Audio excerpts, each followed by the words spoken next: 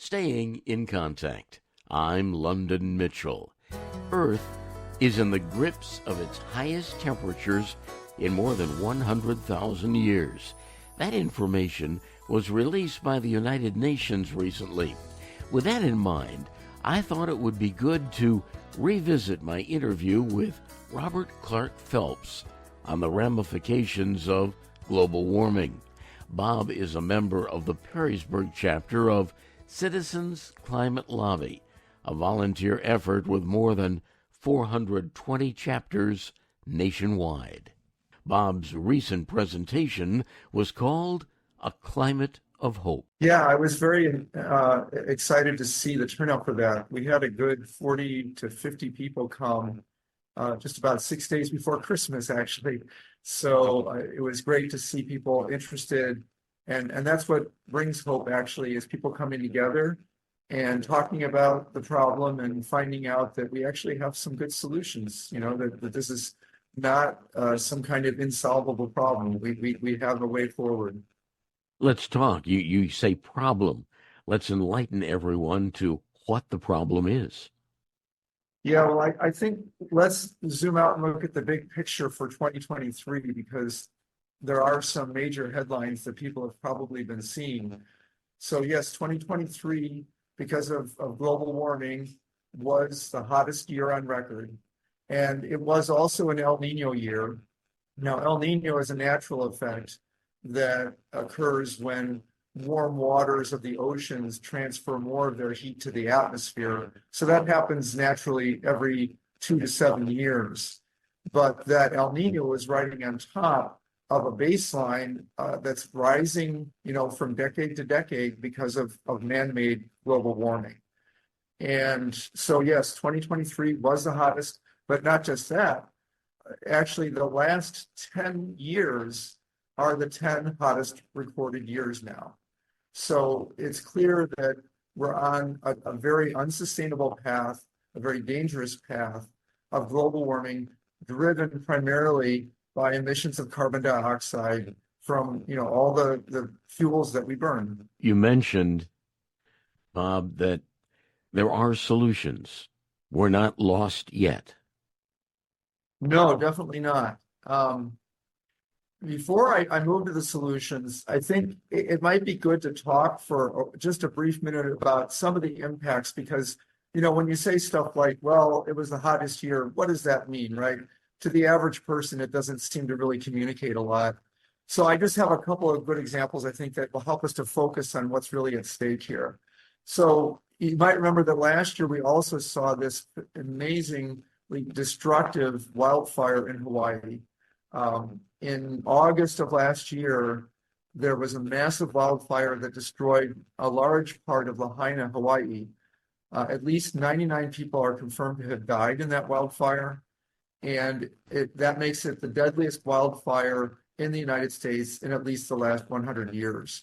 And drought conditions there were a major contributor.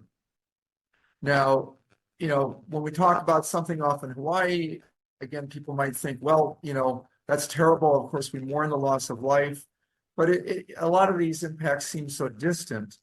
And I think one of the things that stands out about 2023 is how it drove home the way that we are all connected in this. Another set of wildfires that really drove headlines in 2023 were the fires up in Canada.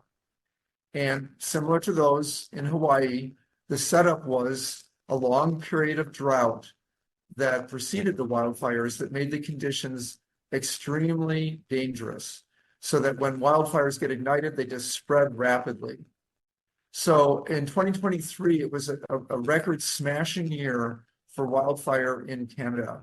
Over about 6 times the normal amount of land area burned that year compared to any average year in Canada. And the amount of land that burned is actually comparable to the land area of the entire state of Indiana. And this was where I think we have another wake-up call for our area, because we think, well, okay, that's off in Canada. Yes, but we are all definitely connected. And one of the ways we're connected is that the smoke from those wildfires got carried down here on air currents and wound up giving us some of the worst air quality in the country. The air quality in Toledo became terrible in June and again in July. In June, it breached the air quality index number of 200, which is a point where the air is unhealthy, not just for sensitive individuals like people with asthma, heart disease, the elderly, children, and so on, but even for other people who are not in that sensitive category. So, we have to start to understand that there are impacts from climate change occurring around the world, and that these impacts are hitting home. It's affecting the air that you and I breathe, and that's something that should prompt all of us to say it's time to take action. We are staying in contact. I'm London Mitchell. My guest is from the Perrysburg chapter of Citizens Climate Lobby, Bob Clark-Phelps. The topic is global warming. Bob, there are many critics of global warming who say it's nothing to really worry about. It's cyclical. It eventually will go away. Yeah, that's just not true. This is not a natural cycle. We know about the natural cycles, things like the ice ages, right? These things have been studied, and we know how they occur and how long they normally take. I mean, ice ages are things that happen over tens of thousands of years, right? It's all recorded, and we know. The scientists have all the data on the temperature and the carbon dioxide concentrations that occurred during that cyclical period of the Earth's prehistory. But what's happening now is completely different, right? This is happening on the scale of just decades, right? This is the blink of an eye compared to those geological time scales. And it's going only one way, which is up. The other record that was broken last year, besides the temperature records, is that we had the highest ever emissions of carbon dioxide. And that means that we're further putting our feet on the accelerators, right? We're saying that not only are we going to continue to get hotter, but we're going to get hotter even faster, because the level of carbon dioxide in the atmosphere now is reaching levels that it has never approached in the last hundreds of thousands of years. So it is not cyclical. This is caused by human beings, and it's going only in the wrong direction right now until we stop emitting all of these greenhouse gases, carbon dioxide primarily, that are driving the warming. Boy, that is really going to compromise our lifestyles, won't it? No, I mean, yes, changes have to be made, of course. I mean, we can't just go on with business as usual, but we have alternatives now. And so, we don't have to burn coal anymore to make electricity. We can use nuclear, we can use wind, we can use solar, right? We have these other options. Other things take more effort to replace, for example, fuels in automobiles. Okay, that, if you're going to replace a combustion engine with an electric vehicle, of course, that takes time. The costs on those are coming down. The infrastructure for electric vehicles is being developed. More charging stations are coming online every year. There's a transition there. But we definitely need to make this transition, right? It's something that we know we need to do to keep people safe and to preserve the world that we've known to be a life-giving and beautiful world for future generations. So going back to your question about solutions, I want to highlight some positives from last year, especially here locally. Citizens Climate Lobby, the group that I work with, continues to back a policy called carbon fee and dividend in order to help us to make that transition from dirty energy to clean energy in a smooth, efficient, and fair way. And the whole idea of carbon fee and dividend is that you put a price on those carbon dioxide emissions that are the root cause of our problem. And you do that by putting a fee on sources of carbon like coal and oil and natural gas.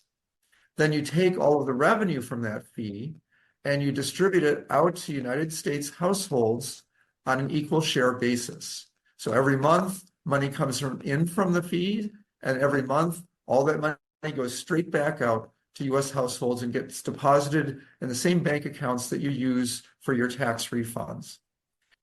And the highlight I want to especially call to people's attention is that after years of effort, our Citizens Climate Lobby volunteers worked together with the City Council in Bowling Green to pass a resolution there. And the resolution called upon the federal government to implement a carbon fee and dividend policy. This was a fantastic step forward. I'm proud to report it was a bipartisan resolution. It passed 6-1 with both Republican and Democratic support.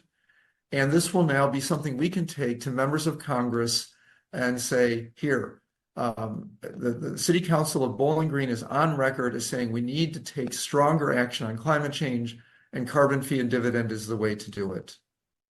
My guest is Bob Clark-Phelps, a volunteer with Citizens Climate Lobby. The organization works hard to educate elected officials on how we can slow global warming. We work to get the endorsements like we were talking about with the City Council. We work also to get endorsements from private individuals who are prominent in the community, people like university professors, faith leaders, pastors of churches, all of these people. And then we bring all of this support together when we go and lobby the members of Congress. We focus primarily at the federal level. And in June, again, of this year, as we have in past years, we'll be making the trip to Washington, D.C.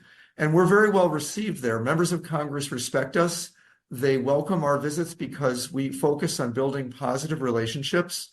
We're not into blaming. We're not into pointing fingers. We're here to build constructive solutions by working with members of both major political parties. And that's something I want to emphasize now. I mean, in terms of other solutions, so, we've talked about carbon pricing, and on your podcast, we've talked about that in the past, this carbon fee and dividend idea. I think that's still a project that's going to take some time in order to develop enough support for that to pass Congress. But there are steps that we can take along the way that are kind of a bridge to that ultimate goal.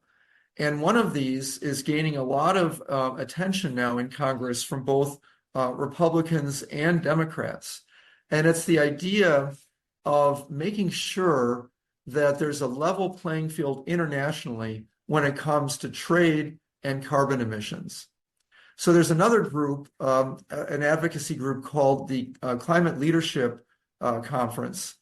And they have estimated that American manufacturing produces products with that are 40% less carbon intensive than the global average. In other words, when we make goods here in the United States, we're polluting less than the average manufacturer around the globe. Well, obviously that's not a good situation. We don't want that. We want to ensure that U.S. companies are rewarded for emitting less carbon dioxide. They're doing the right thing. They shouldn't be penalized for that. They should be rewarded for that. And I think there's agreement now. There are 3 bills in Congress, actually, that have been introduced to try to address that discrepancy. One is called the Clean Competition Act. One is called the FAIR Act. And there's a final one that I want to highlight. It's called the Foreign Polluters Fee Act, or Foreign Pollution Fee Act, which was actually introduced by 2 Republican senators, Bill Cassidy of Louisiana and Lindsey Graham of South Carolina. So you can see there's, agreement among, political leaders in both parties that this is a first step that we can take to make sure at least that there's a level playing field internationally by implementing either a tariff or some kind of a fee on any imports that come into our country that are coming from a place where it requires more pollution to make those goods than it does in the United States. Bob Clark-Phelps is with the Perrysburg chapter of Citizens Climate Lobby. Find out more about their efforts at citizensclimatelobby.org. I'm London Mitchell, inviting you to join us again next week as we continue staying in contact. In the meantime, please feel free to contact me through my website, londonmitchell.news.